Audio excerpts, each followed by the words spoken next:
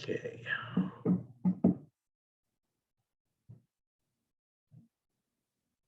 That's what. Now we need to share the screen. And I think it's, is it this one?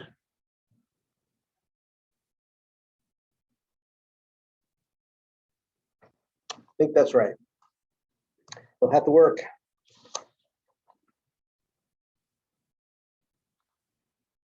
Let me get my notes out. Do I have notes?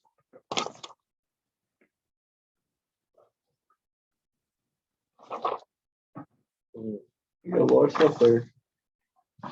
Yeah, I do. Oh, you got the colored form of this. Where's my colored one? Here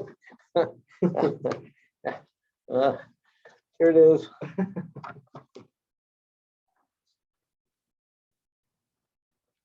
Hope your mom's doing okay, Laura.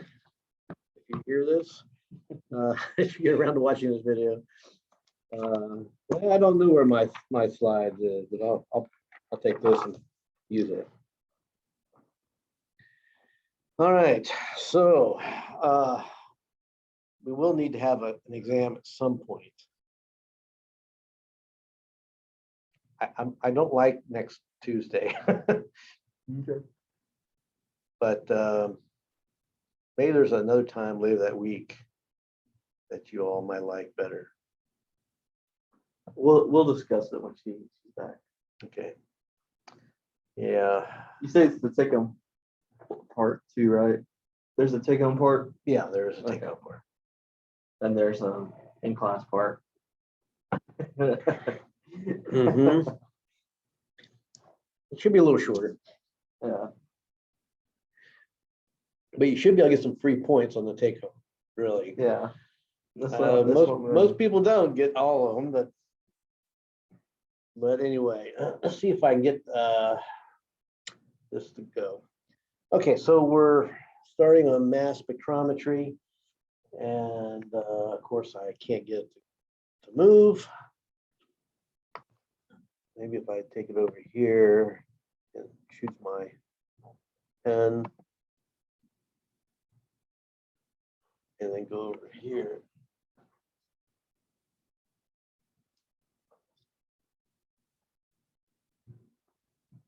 Okay. There we go.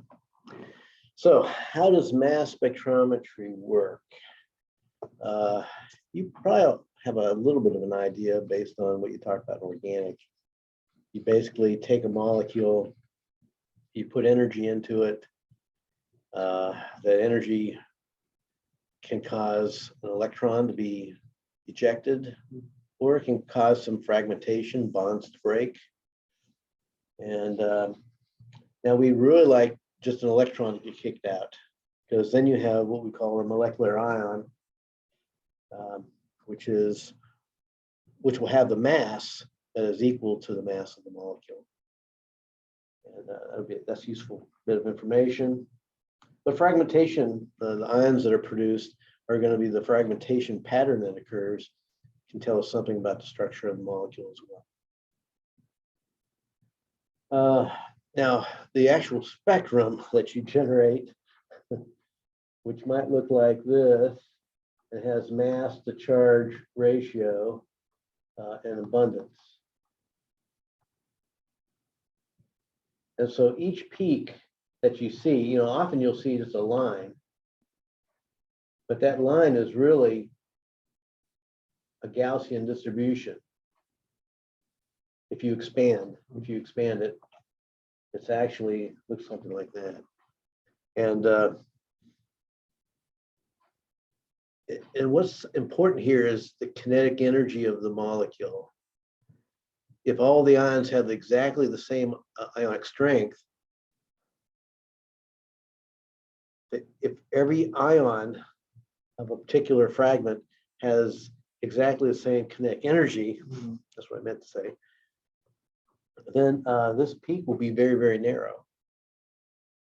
But because some of the ions have a little bit less energy and some a little more, you get a distribution of those of those ions of a particular mass charge ratio.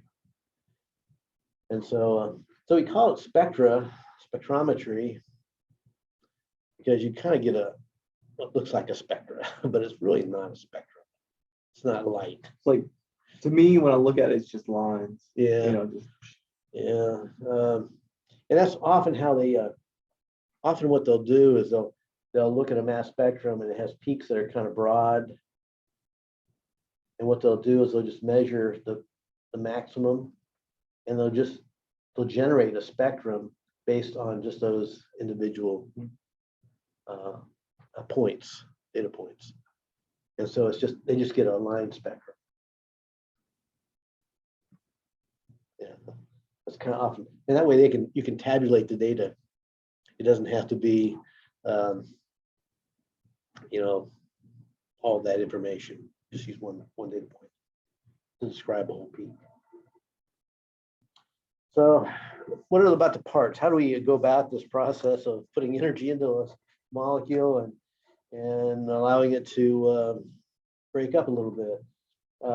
One thing we need is a vacuum system. You need to have a pretty low vacuum, and at least about 10 to the -5 torr. I think our system gets down to about 2 Pascal. And there's 101, about 101,325 pascals per atmosphere. I don't know, Chief. I know there's 760 torr per atmosphere. So that's 2 divided by 101,000. That's wrong. 2 divided by 101. Oops. Okay, that's about 2 times 10 to the -5 atmospheres. That's about right. So everything has to be evacuated, and the reason we need vacuum is that if we have these, if you think about it, if you have a gaseous fragment of a molecule with a charge, if it runs into an oxygen molecule, what's it going to do? It's going to react. It's going to oxidize. If it runs into nitrogen, it might react. You know, things aren't going to stick around very long if they're flying around in a gas and in a gas phase and run into something. So we want things to be well spaced so they don't collide with each other or other molecules, and also that helps us get the some samples into the gas phase, so we can do this type of spectrometry. Take all the pressure off. It loosens the bonds up. Yeah, the vapor pressure, you can use the vapor pressure of a liquid or a solid to get it up in the gas phase, and then you can ionize it and energize it, send it along the way. Yeah, we had a system here in one of these labs where you can just boil water at room temperature. It was Pull vacuum on it. Yeah, it was with Dr. Bateman. Mm-hmm. Yeah, it just boils at a room temperature. Yeah. Sure. We probably took it. Now I boiled methanol in the lab at room temperature. Just pull a good vacuum on it with the aspirator, and it'll start bubbling. Well, well. Anyway, these are the different parts. We have an inlet, we have an ionization chamber, we have a mass analyzer, and then we have the detector. It's going to be a special detector called an ion detector. The inlet is somehow or other we need to get these our sample into the gas phase and into the system, into the vacuum. And so we have to have that inlet. The ionization chamber is where the sample goes, and the inlet and the ionization chamber are often together. The sample goes into the ionization chamber, and there we have a method of ionization or energizing the molecule. And then once it's charged, we can kind of force those charged particles to go flying through a mass analyzer where they get separated. and onto a detector. So we're going to look at each of these components fairly quickly, and then here's a step-by-step process. You have to introduce a sample. Ionization fragmentation has to occur. There's going to be positive ions, but there are also going to be some negative ions, right? Mhm. And so usually we look at the positive ions, but you can actually change the polarity of everything. And you can, I would imagine they'd be the same. Yeah. You know, it'd be similar. nearly the same. Some of the more stable ions with a negative charge might be different a little bit, Mhm. but it'll be similar. And these ions, we're going to use charge plates, to accelerate the positive ions into a mass analyzer, and that's what's typically done. These fast-moving ions have a certain kinetic energy, and actually all ions should have about the same kinetic energy, no matter what. What that means is that the smaller ions that have the same kinetic energy will be moving very fast. The ones that are larger are going to be moving more slowly. That's how they kind of. Yeah, because kinetic energy equals 1/2 the mass times the velocity squared. Mhm. So the bigger you are, the smaller your velocity will I don't think that's how the thing goes. be. The adage. Well, it works. You can say it. You can say it different ways. The bigger you are, the slower you go. Basically, Yeah. but you can have the same kinetic energy. You can have a car going. A car would have to go. It goes at 30 miles an hour and hits you. It's going to do a certain amount of damage. But a truck could be going slower. Mhm.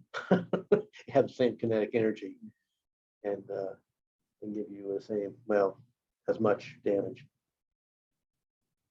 Okay, so fast-moving ions disperse and are focused on the detector.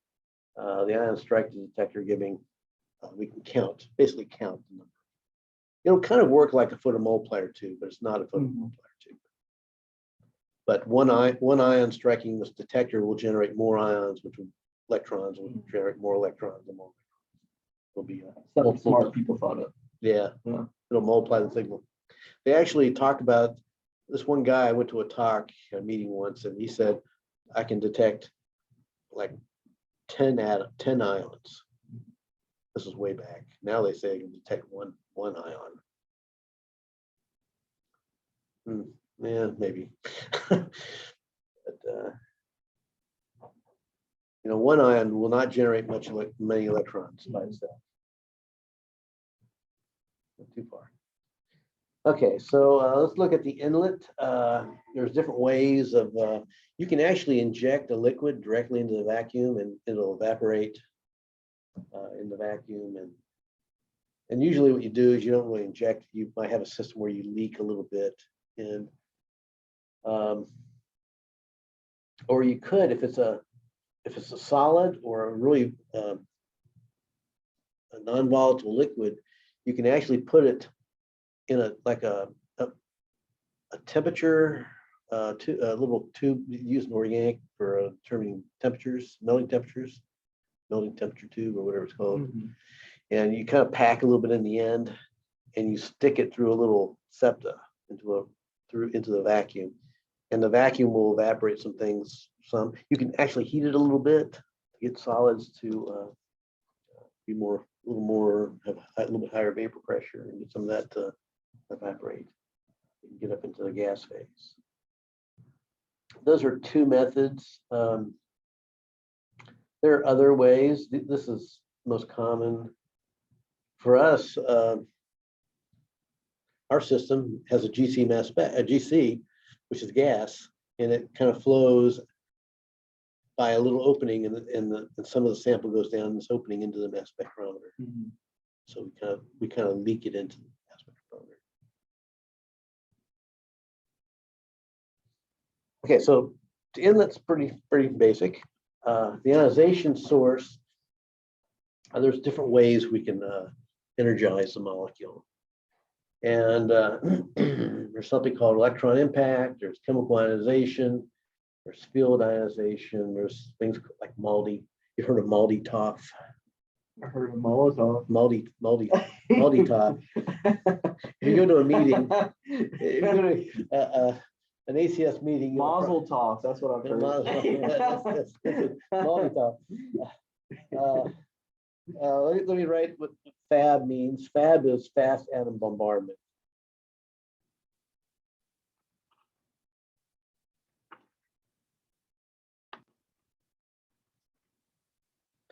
And MALDI is I think it's mass analysis by laser desorption. And they kind of do the same thing. You know, with FAB, what you do is you take some argon atoms in the vacuum and you excite them, so you get some ions, and then they get attracted to a plate where your sample is, and they fly into the plate and they blast a crater. They blow stuff up into the gas phase. The laser does basically the same thing. You just shoot the surface. You know, I would imagine it has to be like a certain, like, doesn't have to be a certain colored laser or wavelength of laser to excite certain molecules. Not necessarily. It just needs to physically blast them up into the gas phase. Okay. Yeah, it has to be have a certain amount of wattage or milliwattage that is kind of destructive, so it does that blasting. But this is good for large molecules, small proteins.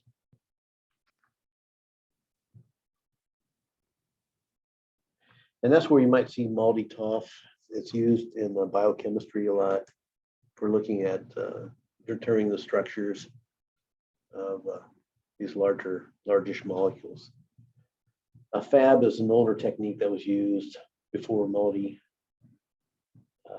but they basically do the same thing.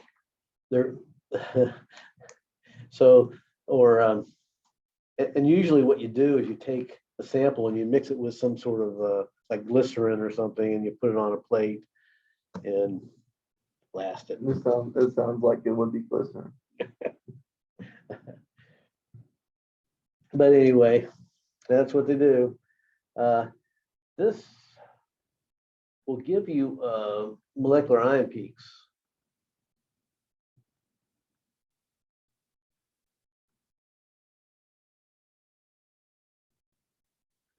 So not much fragmentation, I don't think.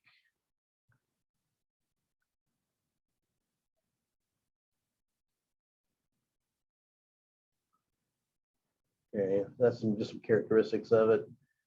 Field ionization, not little fragmentation.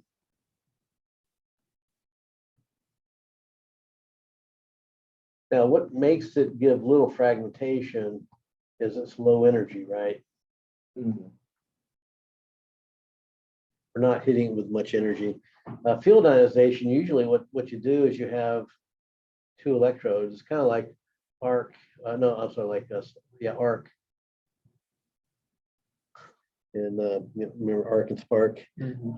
40,000. Yeah, that'd be the spark but arc is when you continuously have an arc. And what the sample kind of goes up through here, goes this way through, and these electrodes will pull electron out of the molecule. So you have molecules, and up here you have a molecule that's positively charged.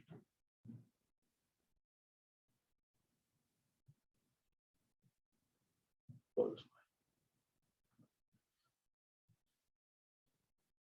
way. Okay. So it's fairly gentle.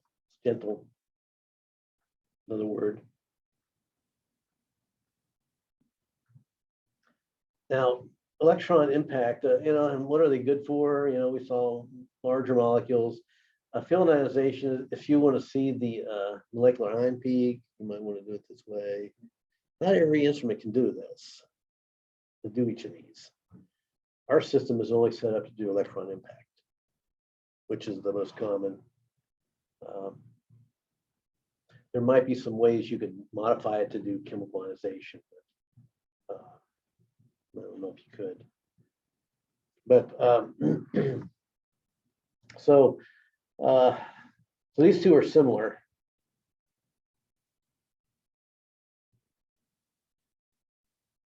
They use a similar apparatus, but this is a little gentler. This is not gentle.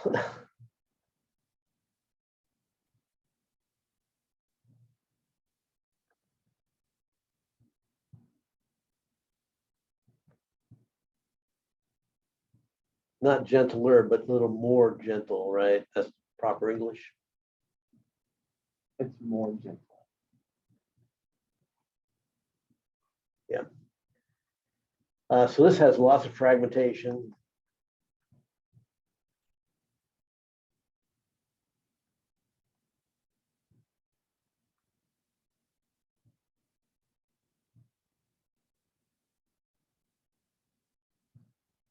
Today, by the way, how come my A's aren't showing up? And so you're more likely to get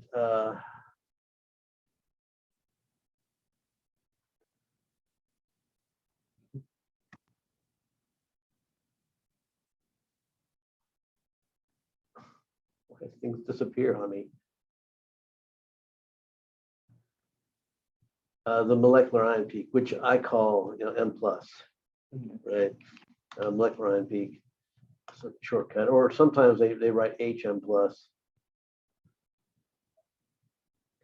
you want to get to the point where you talk about, well, we'll do M+. This is molecular ion. Where did I write that? Maybe I just said it.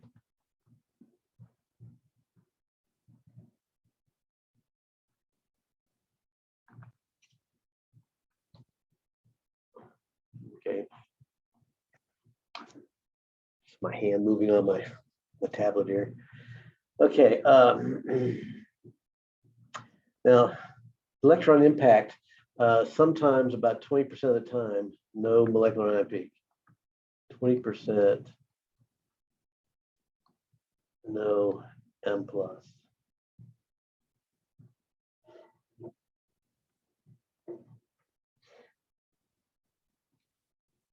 Okay, so we're going to spend a little more time talking about electron impact and chemical ionization because they're a little more common. Although, if you get into biochemistry and look at larger molecules, you might do some multi-TOF. Math analysis by laser desorption ionization. TOF is time of flight. TOF, not TOF. TOF, TOF, time of flight. Well, this is what electron impact ionization, how it works. You have the inlet. Where am I? This is the inlet. And the sample enters the ionization chamber. So this is the ionization chamber.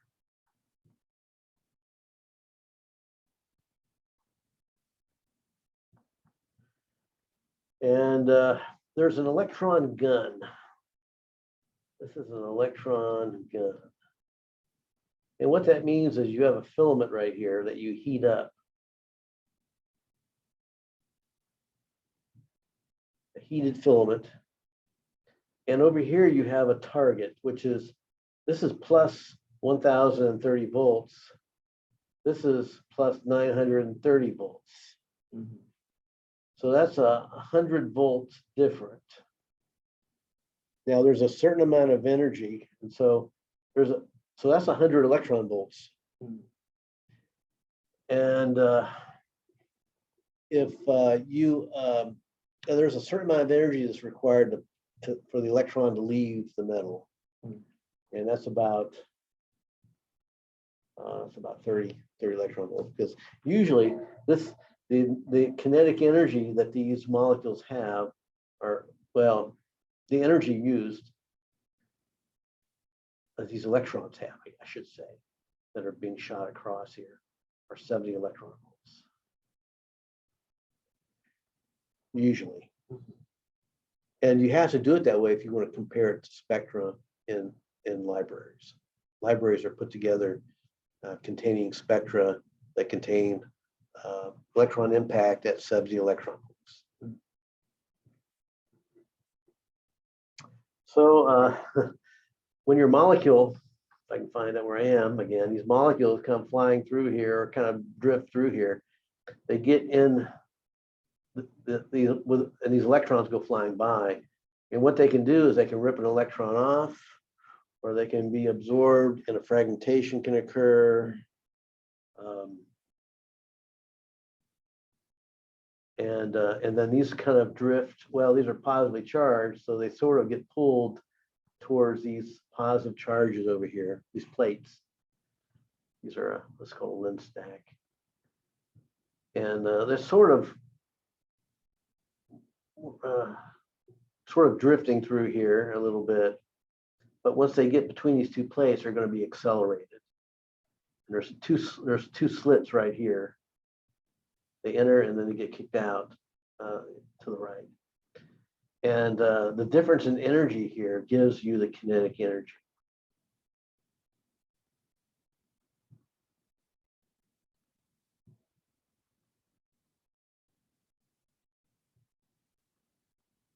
You know, the energy, the voltage difference.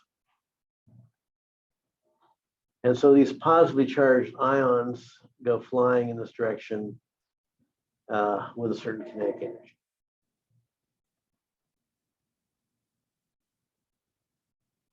Yeah. And along the way, things can happen. If too much time goes by, they can actually fragment, because they're going to have a lot of energy, right? And their bonds can break. You could get more ions on the way as it moves towards the mass analyzer. Right. And so up here is chemical reaction that if you want to, this is, I guess this is the molecule, MH. It's just showing that so it can show you that you can actually, well, that's the way the book likes to do it. And an electron of 70 electron volts interacts with that, and it rips an electron off.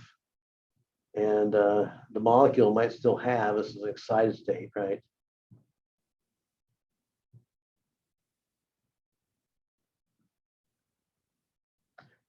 Has about 40 electron volts. And the two electrons that get, the one that comes from electron gun and the one that gets pulled out of the molecule has about, they both together have about 30 electron volts. Right, and so this can fragment as well. It can pass through and go onto the detector, or it can fragment some. And you're going to get, each molecule only does one thing, right? Mm-hmm. But you might have 1,000 molecules, and a certain fraction of them fragment in a certain way, and a certain fraction of them don't fragment at all. And that's what gives you the abundances. Okay, so what about chemical ionization? Well, chemical ionization, what we do in this area right here, if I know where I am, you add a reagent gas. And so you might use something like butane, isobutane, or ammonia. If you use butane, what happens is the butane interacts with electrons, and it gets excited, and it loses an electron. It probably is excited as well. But you get a positively charged CH4. Say, how can that possibly happen? Oh, you make car accidents to make electron exchanges and stuff. Car accidents. Like you crash them together, collisions. Yeah, sure. Yeah. Yeah, down here, there's some things that will go on later on. Yeah. My eyes are watering. So there's different things that can happen and the electron impact with the reagent gas. So the molecule that you're interested in hasn't even been involved here. Mhm. And so you can have formation of that positively charged CH4. You can end up with a CH3 plus, lose a hydrogen. Mhm. So either of those are possible. And if those are, there might be other things that happen too. But if these two happen, well, they can collide with another CH4 and give you a CH5 plus Mhm. and a CH3. Or So what are you measuring in this case? you're not measuring anything. All we're doing is trying to find a gentle way to cause the ionization of our molecule we're interested in, but it's not on this slide yet. Okay. And so what we're generating is we're generating these ions right here. Mhm. Now these can collide with your analyte. Okay, so now your molecule, like they were saying, maybe AMH, it could collide with CH5 plus. You exchange the electron. Well, it can pull an electron out, or and you could end up with an MH plus, or it could rip that hydrogen off. So this would be an M-1 ion, right? Molecular ion -1 Mhm. mass. So a lot of times with chemical ionization, we're going to look at this in a minute, but a lot of times with chemical ionization, you either lose or gain one instead of seeing the actual molecular ion peak, Mhm. you see an M-1, one less or one greater than, Mhm. M+1 or M-1. But it's more gentle, and we know we're going to get it, and we know, and you can figure out whether it's M+1 or M-1, and there's ways. So now and here's a whole set of reactions that can happen. All those different things that we produced can react with the MH and give you the molecular ion peak. It can give you the M+1 peak. It can give you, this one will give you M+1. This will just give you M-1. So this is M-1, M+1, M+1, and just M, which is the molecular ion. Mhm. And each one of those will have a positive charge. And this is going to be more gentle. Mhm. Okay, won't be shoving 40 electron volts of energy into a molecule. Mhm. And so there's going to be less fragmentation. Here's a electron impact spectrum of 1-decanol. And you can see way out here, its molar mass is 158. So there should be an M plus peak at 158, but I don't see anything. Mhm. There's too much fragmentation going on with this molecule. But you will notice that this is a straight chain hydrocarbon, right? This is an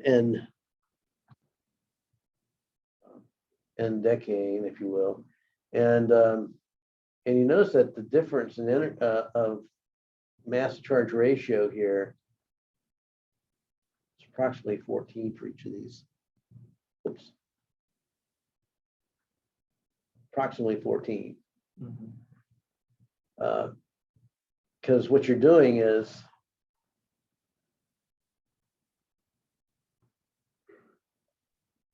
You about lose you're chopping one, or yeah. you're chopping two, or you're chopping three. Mhm. And so straight chain hydrocarbons generally give you these groupings of peaks that differ by 14.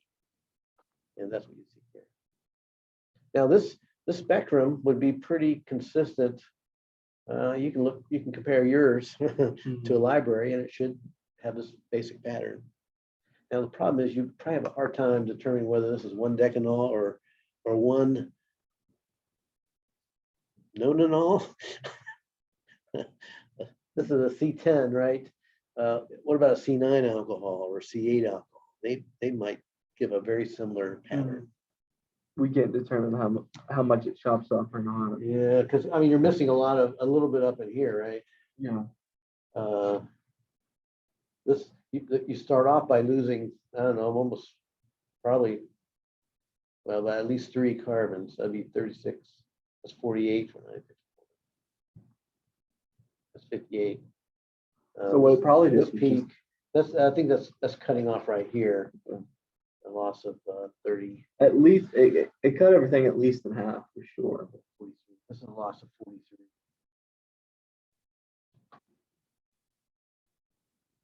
Actually, it's a loss of more than 43. It's a loss of 46. Which means that might be the loss of like CH2, OH. Might break off here. And this molecule is part of the molecule is that peak. So this will be 16, that'll be 17 plus 1, 17 plus 24, 25, 26, 27, 28. Maybe it's 3 CH2s. Because this would only be 30, well, maybe 17, maybe 45. Yeah. Yeah, something. Now, so this, the main point of this though is, see, this is what an electron impact spectrum looks like. What about a chemical ionization spectrum? This would be chemical ionization. And you can see that you don't have the M plus, but you do have M minus 1. And I mean, there is this little peak right here, but we haven't talked about isotope peaks yet, have we? So it generally, what happens is that there's a loss of one proton with this. That makes sense with the alcohol, right? That OH bond is weaker than some of the other bonds. And so you could easily lose that hydrogen. Now the 141 peak, is that the charge minus the alcohol? Is that the what? So it's the M minus the OH. Yeah, that's the loss of just the alcohol. 158 minus 17. Yeah, 141.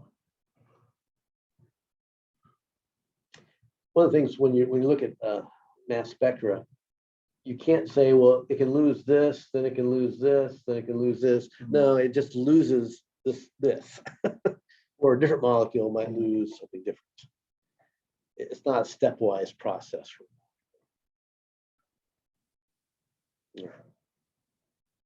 So, I mean, it could be useful. Whoa, I'm not sure what I did there. I get my mouse.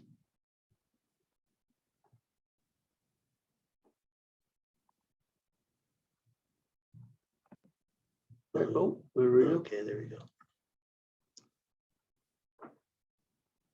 Okay, so you can see the difference. Okay. Look at mass analyzers pretty quickly. There are different ways you can do. You can separate the ions. Ions of different mass to charge ratio. There are magnetic sector. These are the initial mass specs are just use magnets, because if you have a charged particle that's moving through a magnetic field, it moves in a curve. And the curve, if you will, the radius of that curve depends on the mass, how fast it's moving and its mass, its momentum. And so it kind of, a big molecule probably will curve less. A smaller molecule will curve more. So what you can do is you can scan through the mass spectrometer and scan through the ranges of mass charge ratios. Yeah. The dispersion, like the light. Yeah, this kind of shows you sort of what goes on. These molecules up here are maybe bigger, and these are smaller. They're more affected by the magnetic field. And so you can just kind of scan the magnetic field so that each of these, one at a time, passes through the exit slit right here and get to the detector. Now that's a little hard to do, because to change a magnetic field of a magnet is hard. There's some called hysteresis. It takes time for it to change, but they can do it. The radius, by the way, if you really want to know, the radius is 1 over the magnetic field times 2 times the voltage, which has to do with the voltage that generate the energy, difference in voltage of the accelerating plates, and then the mass charge ratio, and that'll determine the radius of the curve. And so the mass charge ratio is, at least the square root of it is directly related to this radius. What's the radius in this graph? The radius would be the center might be here, and the radius would be like for these it might be to here. For these others, Like the distance away from the center. Yeah. See, this is moving a curve, which like a circle. Yeah, that wasn't very good, was it? Maybe the next one will be to here, and then the next one will have a radius that's way up here somewhere. This plus one up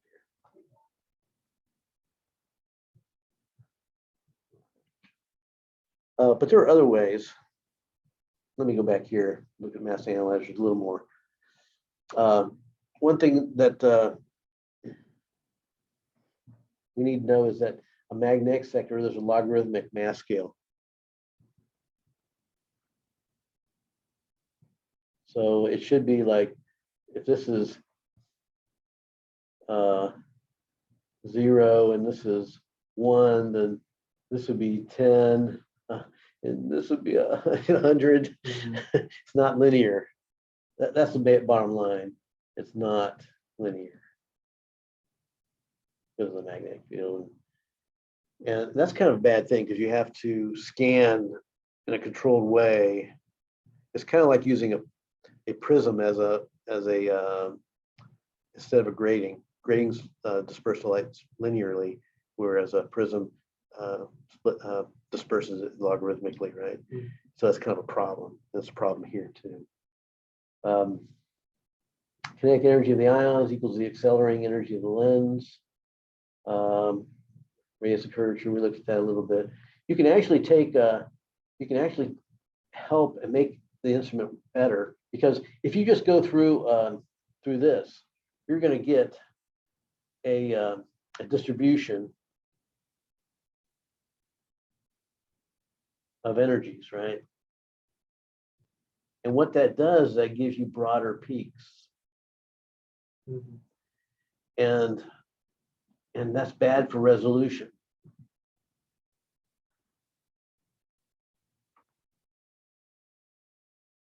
So if you have a lot of peaks, they're going to be overlapping or be real close together. You can't separate them because they're too wide. But if what you can do is you can do certain things to narrow the range of kinetic energies.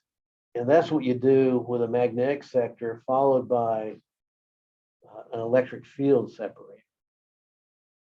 And so it's called a double focusing mass spectrometer.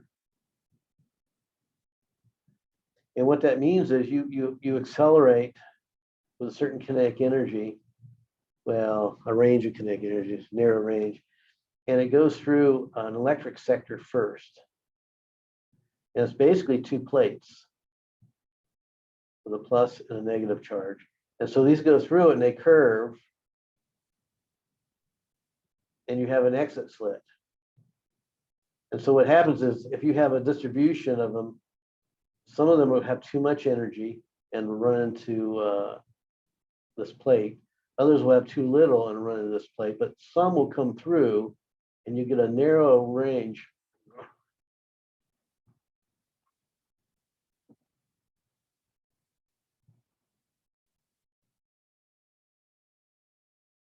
You get a narrower range. I can just, I'm trying to draw a little of kinetic energies. Hmm. And then these accelerate through the magnetic field, the magnet. You go through the exit slit to the detector. How much stupid thing. So you can you can use an electric field to narrow the kinetic energies, narrow the range.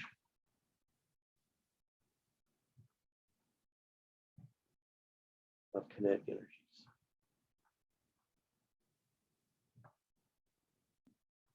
I did put a little S there. There you go. And so that helps. Now, a magnetic sector instrument might cost, you know, hundreds of thousands of dollars. A double focusing might cost nearly $1 million. How much does our cost? RGG mass spec cost 75,000. Or was it 50,000? I think it was closer to 50,000. So there are other analyzers that are cheaper. Ours is more similar to a quadrupole analyzer. It's not really a quadrupole, but basically a quadrupole is called a quadrupole analyzer because it has four poles. You notice that the different poles have different charges, and you kind of, the charges on these, you kind of vary in a certain way. Kind of oscillates, it varies. And so as the sample goes into the source, it gets ionized, it passes through the accelerating electrodes, and it gets accelerated between these four poles. And what happens, it kind of works its way, kind of funky, you know, it goes like this, and some ions that aren't quite right will get shot off into waste. But one particular mass charge ratio will make it into the detector.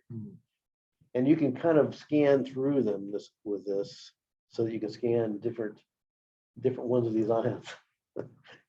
Mass charge ions with mass charge ratio to the detector, and you can scan through and get a mass spectrum. It's actually probably one of the more complicated to understand for me, how it exactly works. Oops, small one. There's also a time of flight analyzer. The TOF. This is the TOF. Yeah. And you input the sample into the ionizer, it gets ionized, it gets accelerated, and they all have a certain kinetic energy, average kinetic energy. And then the small ones move with a higher velocity, and you measure them in time as they strike the detector. It's kind of like electrophoresis. Kind of, yeah. Yeah. But yeah, different, but kind of. Yeah. Because depends on time. Yeah. Because I know the smaller charges, they go faster. Yeah. You know, just yeah. And so this is kind of a drift. They drift. Once you get them some energy, you let them drift. And the longer this tube is, the better resolution you get. Yeah, the longer focal length. Yeah. That one chapter. There's actually a time for the length time divided by something over the mass. What happens? I can't remember what all this is. I don't think I have it on here. But you can actually calculate. Oh, it's up here. It takes about 1 to 30 seconds, microseconds for the drift. The drift for a particular mass of ion will calculate. There's also something called an ion trap, which is similar to four. It basically has 4 sides, well, actually 6 sides, and you put the ionized stuff and put it in there, and it gets trapped in there because they have different charges, and the positive ions are repelled, and they stay inside this trap. So you can confine your cations for an extended period. It's a little more rugged, compact. We'll talk more about this. We're kind of out of time. So maybe we'll come back to this analyzers a little bit, talk a little more about it. But I better quit while I can here. Let you get to lunch. I don't want this video to be too long. All right. All righty. Hope you have a great day. You too. Stop recording.